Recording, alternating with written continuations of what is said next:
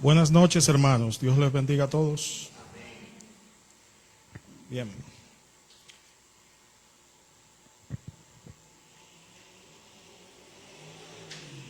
Bien, seguimos avanzando y ya vamos por el tercer estudio de esta serie sobre Primera de Corintios.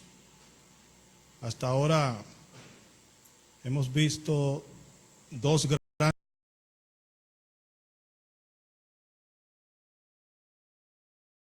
El segundo se trató de los pecados sexuales y hoy vamos al tercer gran tema que se trata en esta carta, el tercer gran eje temático, porque son muchos temas que están incluidos, pero el tercer gran eje temático es la comida.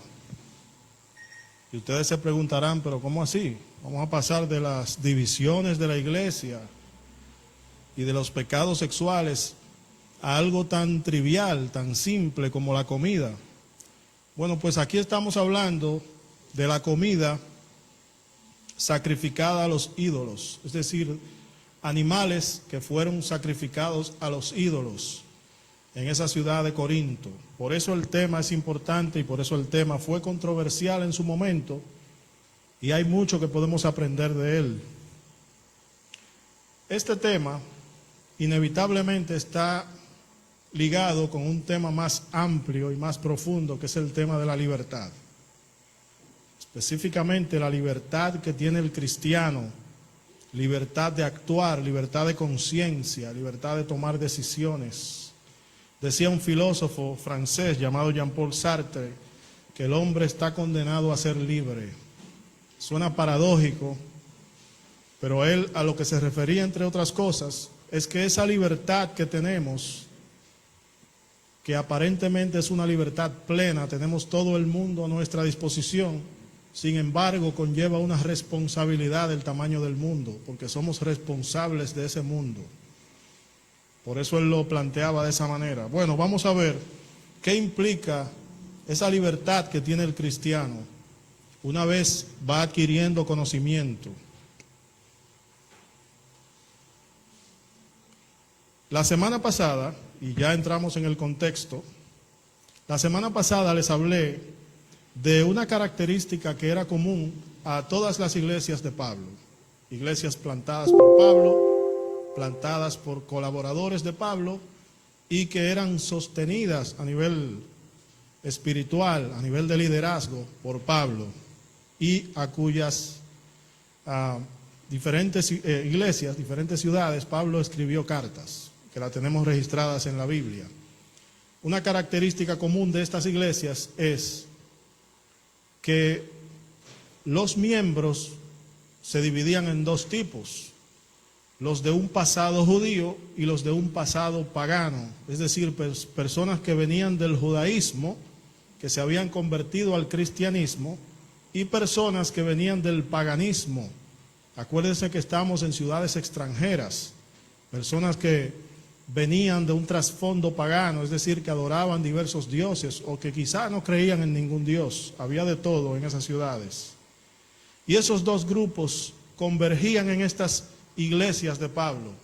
Y eso trajo toda una serie de problemas, toda una serie de choques culturales, choques de ideologías, de concepciones en cuanto a la palabra. Y el tema de hoy no es la excepción. El tema de hoy acentuó esa dicotomía entre hermanos que venían del judaísmo y hermanos que venían del paganismo. En Corinto había muchos templos y altares, eso ya lo sabemos, dedicados a dioses paganos, como el templo de Afrodita, por ejemplo, pero ese no era el único, ese es en el que nos detuvimos a hablar un momento, gran parte del mensaje pasado, porque hablamos del problema del pecado sexual y en ese templo había mucho de eso, pero había muchos templos, había diversos templos, diversidad de dioses y muchas formas de celebrar, de adorar esos dioses, dioses con D minúscula. Y parte de lo que se hacía en esas celebraciones paganas era sacrificar animales. Era normal, por ejemplo, que las celebraciones familiares, celebraciones de, digamos que fiestas, bodas, aniversarios, cualquier índole que se celebrara en ese tiempo, se celebrase en un templo.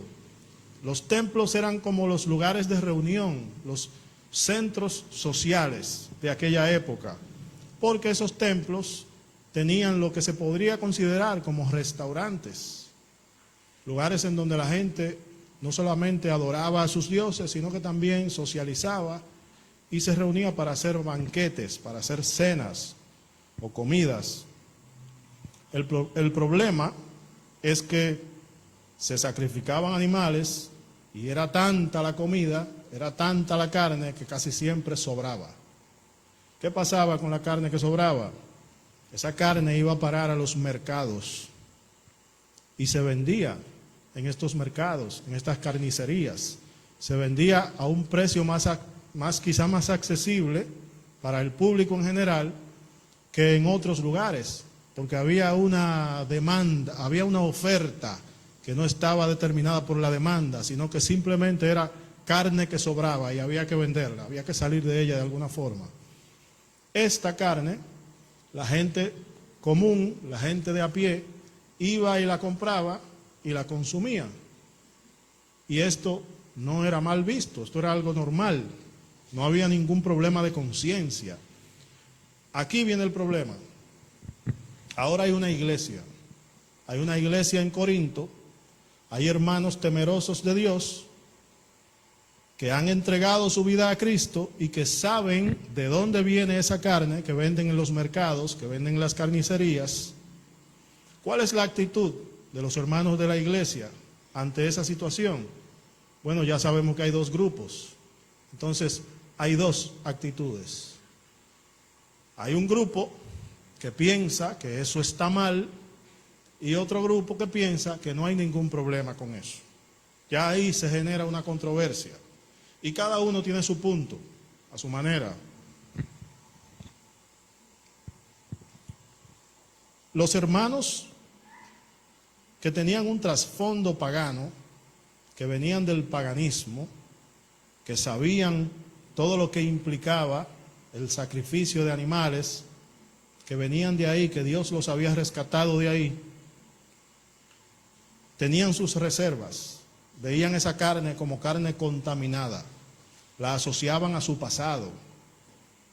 Los hermanos que venían del judaísmo, que tenían más conocimiento de la palabra de Dios, tenían un poquito más de libertad de conciencia, podían razonar más profundamente y decir, no, pero no hay problema con esto. Básicamente eso era lo que pasaba, con algunas excepciones, pero esos eran los dos, digamos que los dos grupos en cuanto a opinión con relación a ese tema. Aparentemente, los corintios incluyeron este tema entre las preguntas que le hicieron a Pablo en esa carta que nosotros no tenemos, esa carta que Pablo recibió de ellos, en las cuales ellos le hacen una serie de preguntas y que Pablo les empieza a responder. Nosotros estamos viendo una conversación de un solo lado.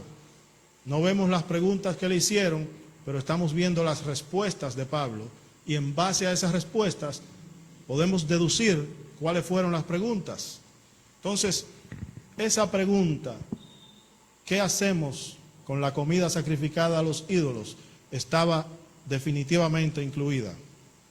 Vamos a ver qué responde el apóstol Pablo sobre este tema tan curioso. Vamos a ir al capítulo 8 de Primera de Corintios.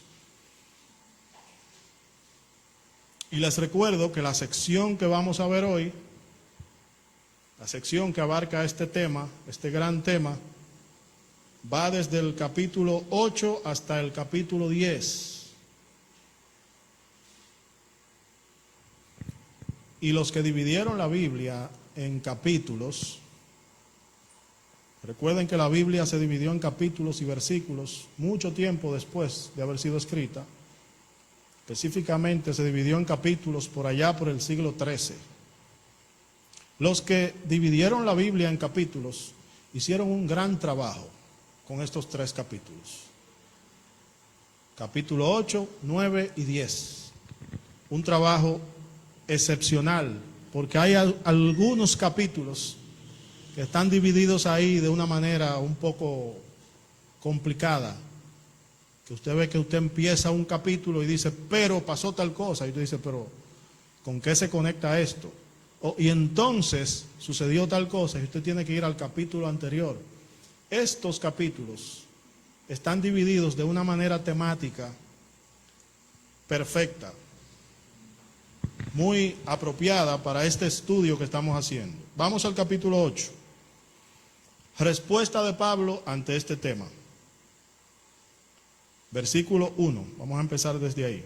Versículo 1, vamos a leer hasta el 3. Dice así la palabra de Dios. En cuanto a lo sacrificado a los ídolos, sabemos que todos tenemos conocimiento. El conocimiento envanece, pero el amor edifica. Y si alguno se imagina que sabe algo, aún no sabe nada como debe saberlo. Pero si alguno ama a Dios, es conocido por Él. Bendita sea la palabra del Señor. Hay algo muy llamativo aquí. Pablo inicia este versículo diciendo, en cuanto a lo sacrificado a los ídolos, pero empieza a hablar del conocimiento. ¿Qué tiene que ver eso con lo sacrificado a los ídolos? No se supone que vamos a hablar de comida aquí. Ok, en cuanto a ese tema que ustedes me están hablando, la comida, el conocimiento envanece. Yo me imagino que cuando ellos empezaron a leer eso se quedarían así, como que, ¿qué tiene que ver esto? Bueno, vamos a ver. ¿Por qué Pablo hace esto? ¿Por qué Pablo introduce este tema hablando del conocimiento? Y más aún, parece crear un contraste entre el conocimiento y el amor. Los pone como en polos opuestos aquí. El conocimiento envanece, pero el amor edifica. Pablo identifica que hay uno de los 2 grupos de opinión aquí que tiene un conocimiento que el otro grupo no tiene. Y los que tienen ese conocimiento presumen de él y de la libertad que les otorga ese conocimiento y menosprecian al otro grupo que no tiene ese conocimiento. Pablo, que tiene un corazón pastoral, que es un hombre bastante preparado, inteligente, aparte de que tiene el Espíritu Santo, identifica eso inmediatamente. ¿Y cuál es ese conocimiento? Precisamente el que Pablo les va a explicar a partir del versículo 4, y nosotros vamos a leerlo ahora. Acerca pues de las viandas que se sacrifican a los ídolos, ahora sí va a hablar de comida, sabemos que un ídolo nada es en el mundo y que no hay nada más que un Dios, no hay más que un Dios. Pues aunque haya algunos que se llamen dioses, sea en el cielo o en la tierra, como hay muchos dioses y muchos señores, para nosotros, sin embargo, solo hay un Dios, el Padre, del cual proceden todas las cosas, y nosotros somos para Él, y un Señor, Jesucristo, por medio del cual son todas las cosas, y nosotros por medio de Él.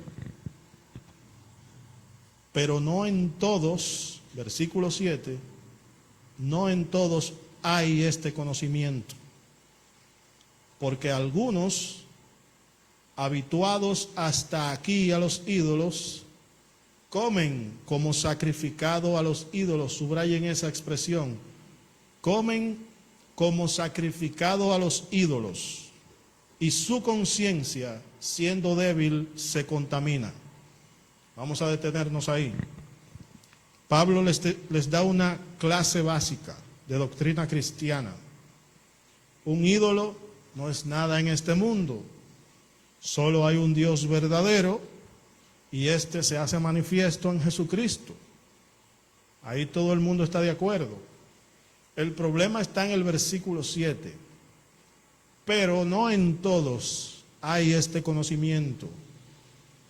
Ahí tenemos al grupo que le mencioné. Ese que no tiene ese conocimiento que el otro sí tiene. Estos son los que al venir de religiones paganas, antes de ser cristianos, practicaban esos sacrificios o formaban parte de esos rituales en los que se hacían sacrificios, y su conciencia es confrontada cuando ven la carne sacrificada a los ídolos. Esos hermanos sienten que si comen esa carne, estarían volviendo a sus raíces idólatras. Su conciencia es más débil que la de los demás en este sentido. El mismo versículo 7 dice que ellos están habituados hasta aquí a los ídolos. Es decir, que los ídolos eran parte de su vida. Ellos estaban habituados a esas prácticas. Eran idólatras. Ellos no ven esa carne como carne común, sino como carne sacrificada a los ídolos. No hay forma de que ellos se desarraiguen de ese concepto cuando vean esa carne en el mercado o cuando la vean en la mesa. Bien, ya Pablo ha descrito el problema y a partir del versículo 8, él procede entonces a aclarar el asunto. Versículo 8, vamos a leer del 8 al 13. Si bien la vianda es comida, si bien la vianda no nos hace más aceptos ante Dios, pues ni porque comamos seremos más, ni porque no comamos seremos menos. Pero mirad que esta libertad vuestra no venga a ser tropezadero para los débiles. Porque si alguno te ve a ti, que tienes conocimiento, sentado a la mesa en un lugar de ídolos, la conciencia de aquel que es débil no será estimulada a comer de lo sacrificado a los ídolos, y por el conocimiento tuyo se perderá el hermano débil por el que Cristo murió. De esta manera, pues, pecando contra los hermanos e hiriendo su débil conciencia, contra Cristo pecáis. Por lo cual, si la comida le es a mi hermano ocasión de caer, no comeré carne jamás, para no poner tropiezo a mi hermano. Esa frase es muy conocida, ese último versículo. Si la comida le es a mi hermano ocasión de caer, no comeré carne jamás, para no ser piedra de tropiezo, para no poner tropiezo a mi hermano. Pablo ya ha confirmado que no hay problema con comer esa carne, porque esos ídolos, esos supuestos dioses a los cuales se sacrificaban esos animales, no existen, son imaginarios. Entonces no hay problema, eso es carne común. Mata y come. ¿Qué pasa? El problema es que los que se comen la carne, que tienen este conocimiento y se comen esa carne, no están actuando con amor, no están pensando en la conciencia y en el corazón del hermano más débil, ese hermanito que por muchos años fue pagano, fue idólatra, y que se siente confrontado por su conciencia tan solo por ver o estar cerca de esta carne. Esos hermanos que tienen el conocimiento gozan de esa libertad de conciencia. Ya estamos entrando al tema de la libertad. Porque el conocimiento, cuando se fundamenta bien, cuando está bien fundamentado, da libertad. Pero presumir de esa libertad es piedra de tropiezo para los que no la tienen. Esa libertad puede estimular al hermano más débil a comer carne sacrificada a los ídolos. Sabemos que los ídolos no existen, pero a los ojos de ellos, esa carne está asociada con sus prácticas paganas anteriores de las cuales Cristo ya los liberó. Vamos a trasladar esto a un escenario actual, a una problemática actual, porque hoy en día no predomina mucho el sacrificio de animales a ídolos, pero este tema tiene muchas aplicaciones actuales. Vamos a ver una. Sabemos que la Biblia no prohíbe de manera expresa tomar alcohol, literalmente. De hecho, vemos a Pablo recomendándole a Timoteo que tome un poco de vino, porque Timoteo al parecer tenía problemas estomacales, igual que yo, que sufro de gastritis. Y él le decía, toma vino por tu problema del estómago. En ese tiempo no es como ahora, que tenemos agua destilada, purificada. En ese tiempo había problemas con eso. Entonces, él les recomendaba que tomara vino por ese problema del estómago. Primera de Timoteo 5:23, lo pueden anotar. Ya no bebas agua, sino usa un poco de vino, o usa de un poco de vino por causa de tu estómago y de tus frecuentes enfermedades. Pablo hablándole a Timoteo. De igual manera, sabemos que el primer milagro registrado de Jesucristo, en Juan capítulo 2, en las bodas de Caná, fue convertir agua ¿en qué? En jugo, en vino. ¿Significa esto que debemos andar por ahí exhibiéndonos con botellas de alcohol en la mano o con copas de alcohol como si fuesen un trofeo? Por supuesto que no. Hay hermanos que no tienen ese conocimiento, que pueden confundirse si ven a otro hermano tomando siquiera un sorbo de alcohol. Esa confusión puede afectar su conciencia y podría incluso alejarlo de la fe. Podría crearle un mal concepto de lo que es el cristianismo, de lo que es la iglesia. Imagínense un hermano que sea nuevo en la fe, un nuevo creyente, que vaya a visitarme a mi casa y que yo le brinde una copa de vino. En una cultura como la que vivimos, en donde existe el concepto de que los evangélicos no beben alcohol y punto. Yo estaría creándole un conflicto de conciencia a ese hermanito, a ese nuevo creyente. ¿Qué tengo que hacer yo?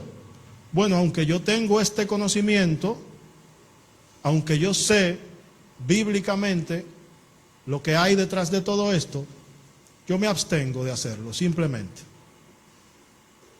Yo me abstengo de dejarme ver tomando alcohol o de tomar alcohol, porque total, ¿qué beneficio le deja el alcohol a uno?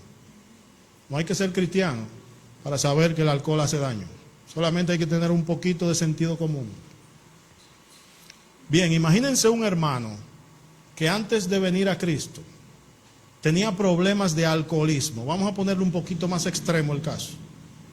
Un hermano que era alcohólico antes de ser cristiano y digamos que es nuevo creyente. Miren, el alcoholismo es un cáncer social. Mucha gente ha perdido su trabajo, sus negocios, matrimonios se han dañado, se han terminado por causa del alcoholismo, familias completas se han dividido. Muchas de esas personas, luego de haberlo perdido todo por causa del alcohol, encuentran la salvación. Cristo los libera de ese mal. Lo último que esa persona necesita es encontrarse en su propia iglesia, entre sus propios hermanos, a un hermano con mucho conocimiento bíblico que lo exponga al alcohol de cualquier manera, que lo tiente a tomar, que lo estimule a tomar e incluso que lo juzgue por no tomar. No quería tener nada que ver con esto, y hermanos insensibles con mucho conocimiento, hay hermanos así hoy en día que saben mucho y presumen de todo su conocimiento y andan por ahí enseñando, demostrando qué tanto saben de la Biblia y de teología y de doctrina, pero no practican el amor. Pablo cierra esa sección con una afirmación poderosa. Si la comida le es a mi hermano ocasión de caer, no comeré carne jamás, para no poner tropiezo a mi hermano. Similar a cuando Pablo circuncidó a Timoteo sin necesidad de hacerlo. Timoteo era mitad judío, mitad gentil. No tenía necesidad de circuncidarse. Sin embargo, él lo hizo antes de salir a las misiones con él, para que si un hermano judío le preguntaba, ¿y este se circuncidó? Él decirle, mira, sí, para no tener que empezar a explicarle, lo que pasa es que ahora estamos bajo la gracia, no estamos bajo la ley. Vamos a dejarlo en que sí, él está circuncidado, sin hablarte mentiras, sí, lo circuncidé. Examinémonos, hermanos. Apliquemos ese versículo. Si la comida le es a mi hermano ocasión de caer, no comeré carne jamás. Apliquemos esto en nuestra vida actual. En vez de carne, puede ser música, alcohol, ciertos tipos de vestimenta, pequeños detalles, formas de hablar, chistes, temas de conversación, comentarios, estados en las redes, publicaciones en las redes sociales, cosas pequeñas que nos pueden asociar al mundo y que quien las ve o quien las presencia puede crearse un mal concepto de nosotros y por ende de la iglesia. Vamos al capítulo 9. Les dije que están muy bien divididos estos capítulos.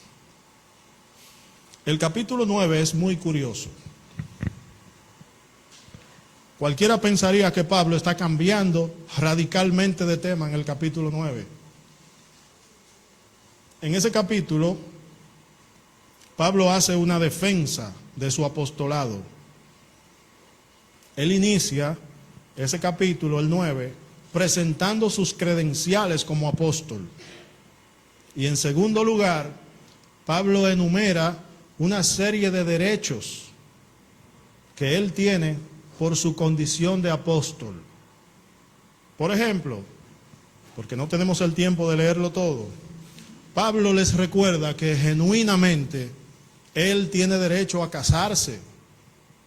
Él tiene derecho a tomar una hermana de la iglesia como esposa, llevársela a sus misiones, casarse con ella, como hacían otros. Y mucho más importante, él les recuerda que él tiene derecho a vivir del ministerio, a ser sustentado, él y su familia si la tuviese, su esposa si la tuviese, ser sustentado por la iglesia. Y que sin embargo, él ha renunciado a esos derechos. ¿Para qué? Para no obstaculizar el ministerio, para no causar distracciones innecesarias, malentendidos, chismes. En otras palabras, para no ser piedra de tropiezo. Si la comida le es a mi hermano ocasión de caer, no comeré carne jamás. Pablo sabe que entre los hermanos de Corinto hay oposición. Hay personas que se oponen a Pablo. Él tiene enemigos dentro de la misma iglesia. Hay quienes dudan de su condición de apóstol. Ese tema él también lo trata en 2 de Corintios. Le estoy dando ahí un adelanto. Pablo aprovecha ese contexto para dos cosas. Primero, defender su apostolado. Segundo, para ponerse a sí mismo como ejemplo de lo que significa hacer a un lado el conocimiento y sacrificar derechos y libertades para no ser piedra de tropiezo. Y en esa parte es donde se conecta ese capítulo aparentemente inconexo. Ahí es donde decimos, ok, ahora sí. Vamos a leerlo, pero vamos a leer el versículo, a partir del versículo 12 hasta el 15, dentro de ese contexto que ya les he descrito. Si otros participan de este derecho sobre vosotros, ¿cuánto más nosotros? Pero no hemos usado de este derecho, sino que lo soportamos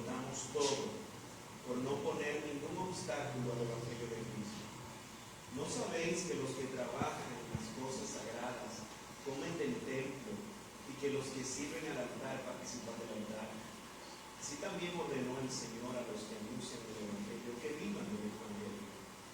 Pero yo de nada de esto me he aprovechado, ni tampoco he escrito eso, para que se haga así conmigo, porque prefiero morir antes que nadie me prive de esta gloria. Pero si anuncio el Evangelio, no tengo por qué gloriarme, porque me siento constreñido y hacerlo, y ay de mí si no anuncio el Evangelio. Amén. El discurso de Pablo es más o menos así.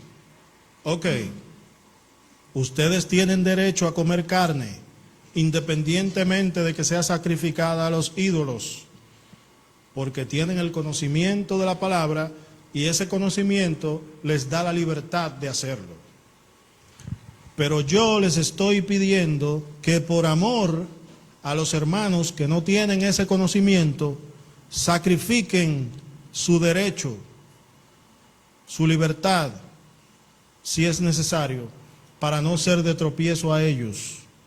De la misma forma que yo he sacrificado mis derechos como apóstol por amor a la iglesia, porque sé que si ejerciera mis derechos, esto podría causar división en la iglesia, podría darles motivos a mis opositores para que siembren discordia en los demás. Eso es yo más o menos tratando de sintetizar el discurso de Pablo hasta ahora, desde el capítulo 8 hasta el 9.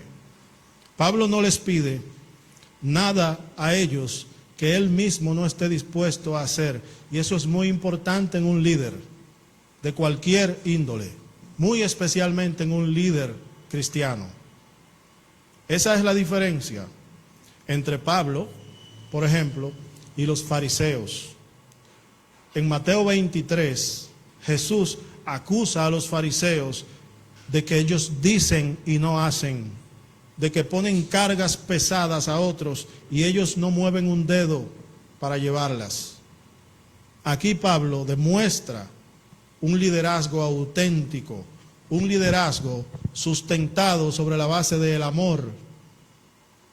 Ese es, hermanos, el verdadero liderazgo, y esa es la característica que nos permite conocer cuando estamos frente a un líder real. Vamos a movernos rápidamente al capítulo 10.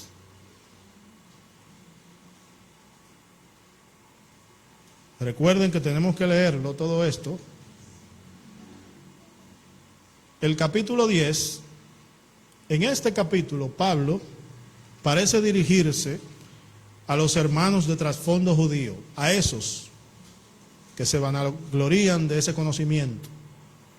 Pareciera que ese capítulo está dedicado a ellos, porque les da una lección de historia hebrea. Y la razón por la que hace esto es para hacerles entender que su conocimiento, su libertad, no es garantía de nada en cuanto a salvación.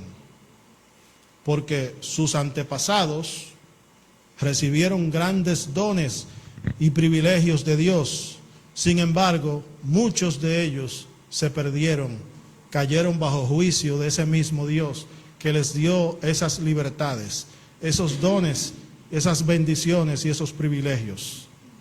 Primera de Corintios 10, desde el versículo 1 hasta el 5, dice así la palabra de Dios: porque no quiero, hermanos, que ignoréis que nuestros padres todos estuvieron bajo la nube, y todos pasaron el mar, y todos en Moisés fueron bautizados en la nube y en el mar, y todos comieron el mismo alimento espiritual, y todos bebieron la misma bebida espiritual, porque bebían de la roca espiritual que los seguía, y la roca era Cristo. Pero de los más de ellos, esto quiere decir la mayoría de ellos, no se agradó Dios, por lo cual quedaron postrados en el desierto. Pablo habla de una nube de que nuestros padres, es decir, nuestros antepasados, los hebreos, estuvieron bajo la nube. Esa nube a la que se refiere Pablo es la nube que cubrió al pueblo de Israel mientras iban por el desierto. Esa nube que de día los cubría y los protegía del sol, y que en la noche ardía como una columna de fuego para iluminarlos. La presencia misma manifiesta de Dios, la Shekinah, como le llaman los judíos. Esa era la nube a la que él se refería ahí. Eso está en Éxodo, capítulo 13, por si lo quieren leer, 21 y 22. Bueno, voy a leérselo rápidamente. Y Jehová iba delante de ellos de día en una columna de nube para guiarlos por el camino, y de noche en una columna de fuego para alumbrarles, a fin de que anduviesen de día y de noche. Nunca se apartó de delante del pueblo la columna de nube de día, ni de noche la columna de fuego. Este pueblo fue acompañado por Dios mismo, por la presencia misma de Dios. Y ese pueblo se quedó en el desierto. Cuando él dice de los más de ellos, o la mayoría de ellos, se quedaron postrados en el desierto, quiere decir que de toda esa generación, solo 2 llegaron a cruzar a la tierra prometida, Josué y Caleb. Por lo tanto, esos privilegios y esos dones y esas bendiciones, esa presencia manifiesta de Dios cubriéndolos del sol, iluminándolos en la noche, no les garantizó llegar hacia la tierra prometida, porque ellos tenían un problema que estaba dentro de ellos, un problema en el corazón, porque no practicaron el amor a Dios, el amor a sus hermanos. Se quejaron, cometieron muchos pecados de idolatría, de diversa índole. Bueno, hay que leer Éxodo y las razones por las que Dios decidió dejarlos atrás, que solo la nueva generación pudiera cruzar. Lo que Pablo quiere resaltar aquí es que los corintios estaban tan embriagados de soberbia como lo estuvieron los hebreos en el desierto, que se atrevían a decir, mejor nos hubiese dejado allá en Egipto, porque allá por lo menos podíamos comer. Después de haber visto abrirse el mar en 2 y cruzar y ser salvados de la espada de los egipcios, después de haber sido testigos de cómo una columna de fuego aparecía en el cielo en las noches y los cubría del sol en el día, ellos se atrevieron a rebelarse contra el Dios que se manifestó de todas estas formas y a quejarse contra él. Estaban dando por sentado lo que recibieron. Esos conocimientos y esa libertad que recibieron esos hermanos en la iglesia de Corinto, los estaban dando por sentados, los estaban asumiendo. Solamente estaban enfocados en su derecho, en el derecho que le daba ese conocimiento, pero se olvidaron del amor. El capítulo 10 es como el cierre perfecto para esta sección. En el capítulo 8, él les enseña que el conocimiento envanece y que el conocimiento no sirve de nada si no se practica el amor, que el bien supremo consiste en sacrificarse por amor a los hermanos, sacrificar si es preciso la libertad, como Cristo se sacrificó por la iglesia. Cristo no tuvo reparo en dejar atrás su gloria eterna y encarnarse para someterse a todo tipo de torturas y entregar su vida. Ese sacrificio es el que Pablo nos llama a imitar. En el capítulo 9 se pone a sí mismo como ejemplo de ese sacrificio, les muestra sus heridas, le dice: yo soy apóstol, Yo tengo derechos, sin embargo los he dejado atrás. No me interesa ejercer esos derechos para no ser piedra de tropiezo, para que no haya división en la iglesia. Y en el capítulo 10, para cerrar, les hace una advertencia muy sobria. Les recuerda que no es a Él a quien deben temerle, sino al Dios que mandó serpientes al desierto. Hermanos, cuidemos el corazón de cada uno de los hijos de Dios, porque una afrenta que hagamos contra ellos es una afrenta contra Dios mismo. Vamos a orar. Padre Celestial, gracias por este privilegio que nos das de conocer tu palabra revelada, Señor. Gracias porque nos has dado tu revelación. Gracias por todo, Señor, por todo el conocimiento, por toda la libertad que nos da el conocimiento. Te damos gracias porque nos has enseñado el amor, el mayor de todos los bienes, que es el amor. Ayúdanos, Señor, a practicar el amor. No solamente el amor a nuestros hermanos, sino el amor hacia ti. Que podamos amarte cada día más. Permítenos, Señor, poner en práctica lo aprendido aquí. Ahora que nos dirigimos a nuestros hogares, ayúdanos a llegar sanos y salvos. Te pido por la vida de tu iglesia, Señor, por los corazones de tu iglesia, por los nuevos creyentes, Señor. Edifícalos, cuida sus corazones. Ayúdanos, Señor, a cuidar sus corazones. En el nombre de Jesús. Amén.